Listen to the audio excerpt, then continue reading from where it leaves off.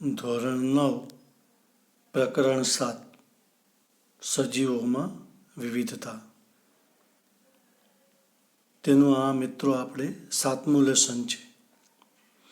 પ્રકરણ 7નું 7મું લેસન છે. આગળ આપણે એના 6 લેસન જોયા અને છેલ્લે આપણે મત્સ્ય એમાં 2 જોયા, કાસ્થિ મત્સ્ય અને અસ્થિ મત્સ્ય. હવે આપણે આ લેસનમાં ઉભયજીવી, સરીસૃપ, વિહગ અને સસ્તનના લાક્ષણિકતાઓ જોઈએ. તો ઉભયજીવી, ઉભય એટલે બંને જગ્યાએ જીવવું, પાણી અને જમીન આ બંને જગ્યાએ રહેતા હોય એવા પ્રાણીઓ છે આ, એટલે એને ઉભયજીવી કહે છે.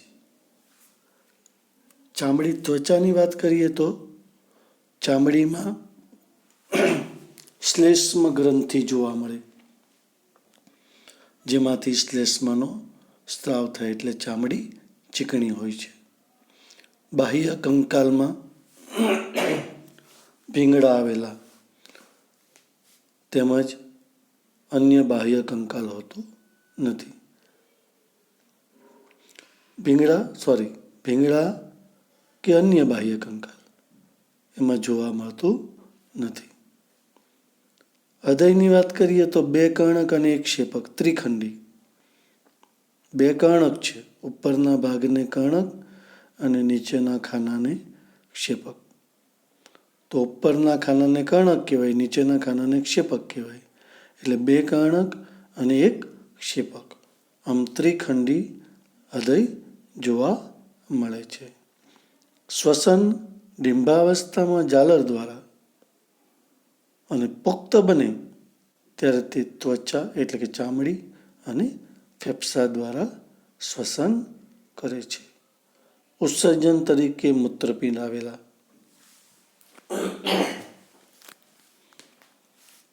ઉત્સર્જન માટે મૂત્રપિંડ. ઈંડા મૂકનારા છે. બાહ્ય ગર્ભ વિકાસ જોવા મળે. અંડ પ્રસવી, એકલિંગી પ્રાણીઓ છે.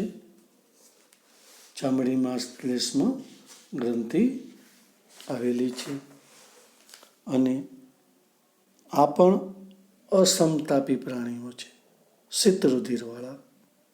આગળ આપણે જોયું અસમતાપી પ્રાણીઓ કોને કહેવાય. તો આ પણ અસમતાપી પ્રાણીઓ છે, જેમાં સાલામાન્ડર, ટોડ, દેડકો, જેનું વૈજ્ઞાનિક નામ છે રાના ટાઇગ્રીના. રાના ટાઇગ્રીના એનું વૈજ્ઞાનિક નામ છે, જેમાં રાના એ પ્રજાતિ બતાવે અને ટાઇગ્રીના એ એની જાતિ બતાવે છે. અને ટ્રીફોગ. આમ આ એના ઉદાહરણ છે મિત્રો. હવે જોઈએ આપણે સરીસૃપ. તો આ પ્રાણીઓ છે મિત્રો એ પેટે સરકીને ચાલનારા પ્રાણીઓ છે. શરીર ઉપર ભીંગડા ધરાવે છે. એકલિંગી પ્રાણીઓ છે. સામાન્ય રીતે હૃદય 3 ખંડનું છે, 2 કર્ણક અને 1 ક્ષેપક, એમ 3 ખંડનું હૃદય છે. પણ મગરમાં અપવાદ છે. મગર 4 ખંડ ચતુષ્ખંડીય હૃદય ધરાવે, 2 કર્ણક 2 ક્ષેપક, અપવાદ છે. ફેફસા દ્વારા મિત્રો શ્વસન થાય છે. ઉત્સર્જનની વાત કરીએ તો ઉત્સર્જન કાર્ય માટે મૂત્રપિંડ જોવા મળે. પછી આ પ્રાણીઓ પણ અસમતાપી છે, શીત રુધિરવાળા અસમતાપી પ્રાણીઓ છે. ઈંડા મૂકનારા પ્રાણીઓ છે. ઈંડા એ મજબૂત સખત કવચથી ઢંકાયેલા હોવાથી જમીન પર મૂકે છે. તેમને પાણીમાં ઈંડા મૂકવાની આવશ્યકતા નથી, મજબૂત છે. ઉપાંગો ટૂંકા અથવા હોતા નથી. સરીસૃપ જે પ્રાણીઓ છે એના ઉપાંગો ટૂંકા અથવા હોતા નથી. સાપમાં ન હોય, હોતા નથી. ઉદાહરણ તરીકે સાપ. અને જેમાં હોય છે એમાં ટૂંકા હોય છે. ઉડતી ગરોળી છે, ઘરની ગરોળી છે, કાચબો છે, કેમેલિયોન છે, સાપ છે, આ બધા એના ઉદાહરણ છે મિત્રો. તો આ આપણે સરીસૃપ પ્રાણીના લક્ષણો જોયા. અને હવે મિત્રો આપણે જોઈએ વિહગ પક્ષી. તો એમાં વાત કરીએ આપણે મિત્રો, તો ઉપાંગો 2 જોડ છે. પણ ખરેખર જોઈએ તો અગ્ર ઉપાંગોનું પાંખમાં રૂપાંતર થયેલું છે. એટલે પશ્વ ઉપાંગો 1 જોડ છે, એ પણ ટૂંકા છે. અગ્ર ઉપાંગોનું તો પાંખમાં રૂપાંતર થઈ ગયેલું છે. હૃદયની વાત કરીએ તો ચતુષ્ખંડી, એટલે કે 2 કર્ણક અને 2 ક્ષેપક, 4 ખંડ ધરાવે. 2 કર્ણકો હોય અને 2 ક્ષેપકો, એટલે હૃદય ચતુષ્ખંડી છે. શ્વસન ફેફસા દ્વારા થાય. એકલિંગી પ્રાણીઓ છે. એકલિંગી પ્રાણીઓ એટલે મિત્રો નર પ્રાણી અને માદા પ્રાણી અલગ હોય. પ્રાણી કોઈ પણ એક જ પ્રકારના પ્રજનન અંગ ધરાવે, નર પ્રજનન અંગ અથવા માદા પ્રજનન અંગ. કોઈ એક જ પ્રકારના પ્રજનન અંગ ધરાવે એટલે એને એકલિંગી પ્રાણીઓ કહેવાય. અંતઃકંકાલ છિદ્રિષ્ઠ, એનું અંતઃકંકાલ છે હાડકાં અંદર, તે છિદ્રિષ્ઠ છે, જેથી કરીને એનું વજન ઓછું થાય અને ઉડવામાં એને સરળતા રહે. ઈંડા મૂકનારા અંડ પ્રસવી પ્રાણીઓ છે. શરીર ઉપર પીછાનું આવરણ ધરાવે છે અને મૂત્રાશયનો અભાવ હોય છે મિત્રો. તેમાં મૂત્ર જે છે તે મળ સાથે ભળી જતું હોય છે. મૂત્રાશયનો અભાવ છે. અને એના જે જડબા છે એનું ચાંચમાં રૂપાંતર થયેલું હોય, જેમાં દાંત હોતા નથી. તો આ રીતે મુખ છે એ ચાંચ વડે ઘેરાયેલું છે. શરીર હળવું છે. શરીર પર પીછાનું આવરણ છે. અગ્ર ઉપાંગો પાંખોમાં રૂપાંતર થયેલા છે. અને આ છે મિત્રો સમતાપી પ્રાણીઓ છે, ઉષ્ણ રુધિરવાળા. સમતાપી, આપણે અસમતાપી જોયું, હવે આ સમતાપી. સમતાપી પ્રાણીઓ એટલે પર્યાવરણમાં તાપમાન ઊંચું કે નીચું ગમે તે થાય, પણ પોતાના શરીરનું તાપમાન તે પ્રાણી જાળવી રાખે. પર્યાવરણ સાથે પોતાના શરીરનું તાપમાન બદલાતું નથી. પોતાના શરીરનું તાપમાન તે જાળવી રાખે છે, એટલે એને સમતાપી પ્રાણીઓ કહેવાય. એટલે મિત્રો આ હતા વિહગના લક્ષણો. અને તેમાં ઉદાહરણ તરીકે બતક છે, બગલો છે, શાહમૃગ, કાગડો, ચકલી, કબૂતર, પક્ષીઓનો સમાવેશ કરી શકાય. હવે મિત્રો છે સસ્તન. તો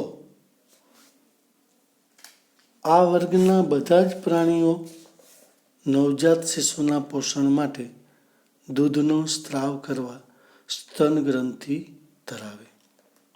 સ્તન ગ્રંથિ ધરાવે, સસ્તન, એના પરથી જ એનું નામ પડેલું છે સસ્તન પ્રાણીઓ. ચામડીની વાત કરીએ તો ચામડી પર વાળ, પ્રસ્વેદ ગ્રંથિઓ, તેલી ગ્રંથિઓ, આપણે સસ્તન પ્રાણીઓમાં આપણે આવીએ. આપણને જે પરસેવો થાય છે તે પ્રસ્વેદ ગ્રંથિઓ છે ચામડીમાં. આપણી ચામડી થોડીક ચીકણો ભાગ ધરાવે છે, ચીકણી જોવા મળે છે, જે તેલી ગ્રંથિઓ છે. એટલે આમ ત્વચા પર વાળ છે, ચામડીમાં પ્રસ્વેદ ગ્રંથિ અને તેલી ગ્રંથિ આવેલી છે. હૃદય ચતુષ્ખંડી એટલે કે 2 કર્ણક અને 2 ક્ષેપકો. વિહગ અને સસ્તન બંનેમાં ચતુષ્ખંડી હૃદય જોવા મળે છે. તાપમાનની વાત કરીએ તો સમતાપી પ્રાણીઓ છે. આપણે જોયું ઉષ્ણ રુધિરવાળા. સમતાપી એટલે જે પ્રાણીઓના શરીરનું તાપમાન પર્યાવરણના તાપમાન સાથે બદલાતું નથી, તે પોતાના શરીરનું તાપમાન અચળ જાળવી રાખે, તો એવા પ્રાણીઓને સમતાપી પ્રાણીઓ કહેવાય. વિકાસની વાત કરીએ તો ગર્ભ વિકાસ માતૃ પ્રાણીમાં, શરીરની અંદર માતૃ પ્રાણીમાં, અને પછી બચ્ચાને જન્મ આપે છે. આપણે આગળ સરીસૃપ વિહગ જોયા, એ લોકો ઈંડા મૂકે છે. એટલે ગર્ભ વિકાસ ઈંડામાં પણ શરીરની બહાર થાય, અને અહીંયા ગર્ભ વિકાસ શરીરની અંદર થાય, એટલે સીધા બચ્ચાને જન્મ આપે. પણ કેટલાક પ્રાણીઓ છે, જેમ કે શેળો, બતક ચાંચ, આ ઈંડા મૂકનારા સસ્તન પ્રાણીઓ છે. બાકી સસ્તન પ્રાણીઓ સીધા બચ્ચાને જન્મ આપે છે. પણ આ બંને છે એ અપવાદ છે. શેળો અને બતક ચાંચ એ ઈંડા મૂકનારા સસ્તન પ્રાણીઓ છે. કાંગારૂની વાત કરીએ તો અવિકસિત નવજાત જ્યાં સુધી સંપૂર્ણ વિકાસ ન પામે ત્યાં સુધી તે કાંગારૂ પોતાની જે માર્સુપિયમ નામની કોથળી હોય એમાં રાખી મૂકે, ત્યાં એનો વિકાસ થાય. કાંગારૂમાં આગળ તમને કોથળી જોવા મળે, જેને માર્સુપિયમ નામની કોથળી કહેવાય. અને અવિકસિત નવજાત જ્યાં સુધી વિકાસ ન પામે ત્યાં સુધી તે કોથળીમાં લટકાવી રાખે, આવી એમાં રચના હોય છે.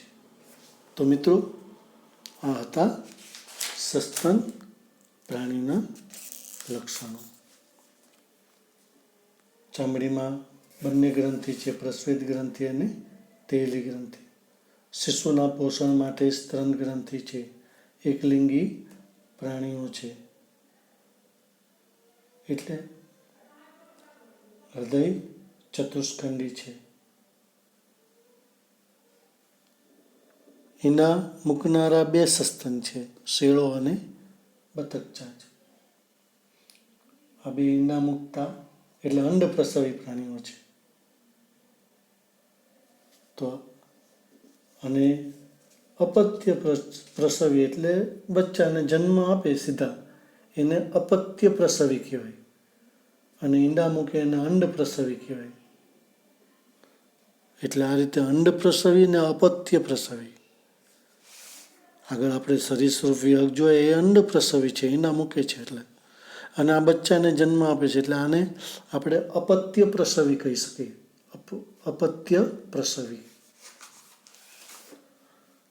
તો મિત્રો, એના ઉદાહરણમાં આપણે વેલ, ચામાચીડિયું, બિલાડી, ઉંદર, માનવ આ બધા સસ્તન પ્રાણીઓ છે. મિત્રો ખાસ ધ્યાન રાખજો, વહેલ આ ભલે પાણીમાં રહે પણ મત્સ્ય સમુદાયનું એ પ્રાણી નથી. એ બચ્ચાને જન્મ આપે છે, તેથી તે સસ્તન વર્ગનું પ્રાણી છે. એવી જ રીતે ચામાચીડિયું, આ બંને વસ્તુ ધ્યાન રાખજો, વહેલ અને ચામાચીડિયું. ચામાચીડિયું ઉડે એટલે આપણને એમ થાય કે એ વિહગ છે પક્ષી. પણ ચામાચીડિયું એ બચ્ચાને જન્મ આપે છે, તેથી તે પણ સસ્તન છે. તો મિત્રો, આ વહેલ અને ચામાચીડિયું ખાસ ધ્યાન રાખજો, ઘણીવાર આવું પૂછી નાખે. આભાર મિત્રો. અને અહીંયા આપણું આ 7મું પ્રકરણ છે સજીવોમાં વિવિધતા, તે પૂરું થાય છે. મિત્રો, તો આ પ્રકરણ દરમિયાન આપણે 7મા પ્રકરણના 7 લેસન દરમિયાન જે પણ જોયું એની વ્યવસ્થિત આપણે નોટ બનાવી, ટૂંક નોંધ વ્યવસ્થિત લખવાની છે. મિત્રો, કોઈ પણ એક વર્ગની લાક્ષણિકતા પૂછી શકાય. મત્સ્ય વર્ગના લક્ષણો જણાવો, સરીસૃપ, વિહગ, સસ્તન, ઉભયજીવીના લક્ષણો જણાવો, આવું પૂછી શકાય. તો આ રીતે દરેક વર્ગમાં થોડા લક્ષણો મિત્રો આપણે યાદ રાખવા અને વ્યવસ્થિત નોટમાં લખવા. આભાર.